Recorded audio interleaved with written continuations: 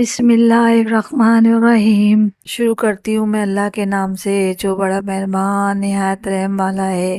رسول اللہ صلی اللہ علیہ وسلم نے فرمایا، عید الاضحیٰ کے دن سب سے محبوب عمل اللہ تعالیٰ کے نزدیک قربانی کا جانور ذبح کرنا ہے۔ قیامت کے دن وہ جانور اپنے سینگوں، بالوں اور کھروں سمیت تمہارے اعمال کے پلڑے میں رکھا جائے گا اور اس کا خون زمین پر گرنے سے پہلے اللہ کے ہاں قبول ہو جاتا ہے۔ آپ صلی اللہ علیہ وآلہ وسلم نے فرمایا، قربانی کا جانور کا حال تمہارے لیے نیکی ہے اور اس کے ہر بال کے بدلے تمہارے لیے ایک نیکی لکھی جاتی ہے۔ رسول اللہ صلی اللہ علیہ وسلم نے فرمایا، آدمی قربانی کے دن جو خون بہاتا ہے وہ اللہ کے نزدیک اس سے زیادہ پسندیدہ ہے۔ اس کے ہر بال کا شمار اللہ کے ہاں محفوظ ہوتا ہے کہ وہ سونے یا چاندی کی راہ میں خرچ کرے، کیونکہ قربانی کا گوشت یا خون اللہ تک نہیں پہنچتا بلکہ اس کے دل کا تقویٰ پہنچتا ہے۔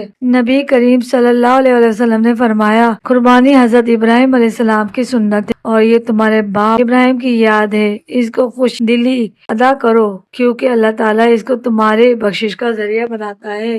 آپ صلی اللہ علیہ وسلم نے فرمایا کہ باوجود جو قربانی نہ کرے وہ ہماری عیدگاہ کے قریب نہ آئے، کیونکہ قربانی مومن کا شکرانہ ہے جو اپنے نعمتوں پر ادا کرتا ہے۔ رسول اللہ صلی اللہ علیہ وسلم نے فرمایا، جب تم قربانی کا جانور ذبح کرو تو بسم اللہ پڑھو اور نیت کرو کہ یہ قربانی اللہ کے لیے ہے۔ اس کے خون کا ہر قطرہ تمہارے گناہوں کو دھونے کا ذریعہ ہے۔ فرمایا، قربانی کا جانور ذبح کرنے سے پہلے اس کی کھال، گوشت آپ صلی اللہ علیہ وسلم نے اور قیامت کی جانور تمہارے لیے گواہی بنے گا۔ سینگ اور بالوں تک کا حساب اللہ کے ہاں تمہارے حق میں نیکی کے طور پر لکھا جاتا ہے اور یہ سب تمہارے میزان عمل کو بھاری کرنے کا سبب بنتا ہے۔